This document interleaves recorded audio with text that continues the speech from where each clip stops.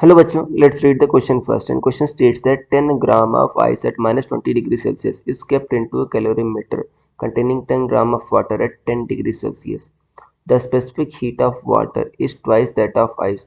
When equilibrium is reached, the calorimeter will contain 20 gram of water, 20 gram of ice, 10 gram ice, 10 gram water, 5 gram ice and 15 gram water. So student सबसे पहले हमको समझना होगा कि की concept क्या use हो रहा है इसमें. Key concept is calorimetry.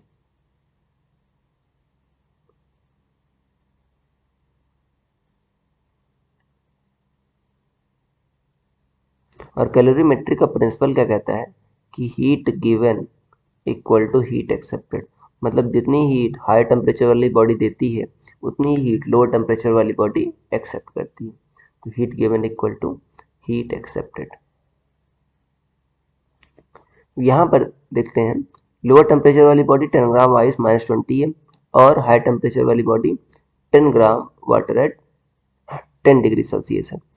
अब मैक्सिमम हीट जो वाटर दे सकता है, क्यू मैक्स जो वाटर दे सकता है, ठीक है ना, मतलब इसको क्यू गिवन भी कहेंगे, वो कितना होगा आपका m s delta T.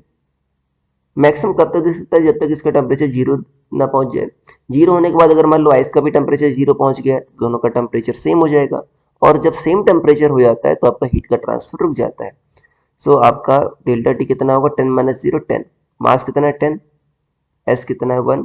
Delta T भी कितना होगा? 10 माइनस जीरो 10. तो 100 कैलोरी आ गया. ये हीट गिवन हो गया. हीट एक्सेप्टेड क्या होगा? अब पहली बात तो 10 ग्राम आइस है -20 डिग्री पर, ये आइस है. ये पहले कन्वर्ट होगा 10 gram ice eight 0 degree Celsius.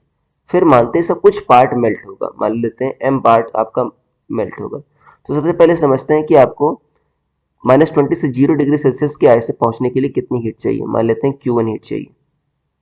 और जो बचेगी हीट इस 100 में से, वो रिमेनिंग क्या होगी आपकी, इसको मेल्ट करने में यूज होगी.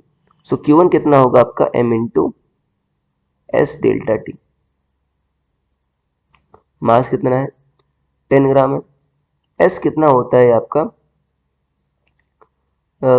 For ice it is half. और डेल्टा टी कितना है आपका? -20 से 0 कितना है? 20.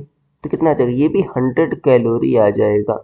मतलब जो सारा का सारा जो हीट वाटर देगा वो आइस का टेम्परेचर -20 से 0 डिग्री सेल्सियस का रहने में हो जाएगा. इसका मतलब क्या होगा? ये तो वाटर रहा ना, ये तो वाटर एट 0 डिग्री सेल्सियस हो गया, वाटर एट 0 डिग्री सेल्सियस. ये क्या हो गया? ये बचा आइस एट 0 डिग्री सेल्सियस. तो इसका मतलब हुआ कि सिस्टम में क्या है आपके? 10 ग्राम वाटर है और 10 ग्राम ही क्या है आपके पास? आइस है. अगर आप चेक करो तो आपका ऑप्शन नंबर कौन सा मैच कर रहा है? आपका ऑप्शन नंबर 3rd मैच कर रहा है. So I hope you understood it well. Best of the